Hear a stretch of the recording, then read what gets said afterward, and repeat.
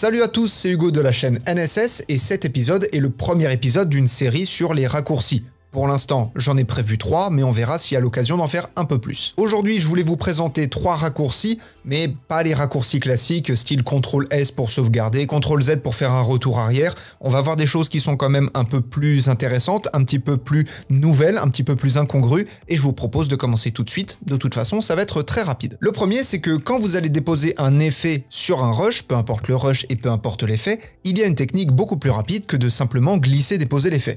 Par exemple, si vous voulez mettre une déformation numérique sur votre vidéo, vous allez taper le nom de l'effet dans la barre d'effets, bon bah jusque là rien d'exceptionnel, mais au lieu de faire donc glisser-déposer, vous allez simplement faire un double clic, ce qui va vous appliquer directement l'effet sur la vidéo qui est sélectionnée. Donc bien évidemment, sélectionnez la vidéo, et comme ça, vous gagnez du temps. Le deuxième raccourci, qui est probablement celui que j'utilise le plus, si bien évidemment, encore une fois, on ne compte pas les classiques style CTRL-S ou CTRL-Z, ça va être simplement d'utiliser la touche L.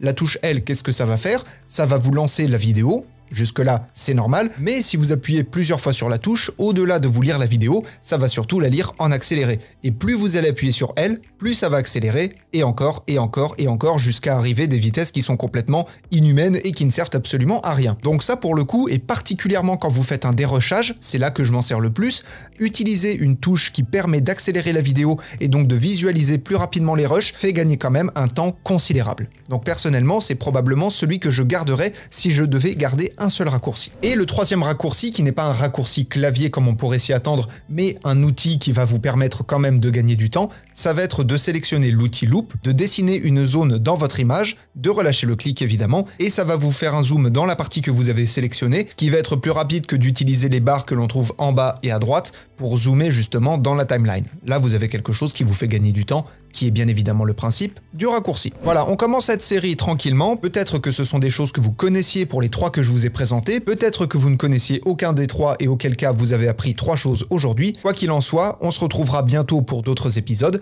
et surtout, on se retrouve demain pour un autre tuto. Et d'ici là, apprenez, utilisez et progressez dans vos montages. Je vous fais des bisous et à plus.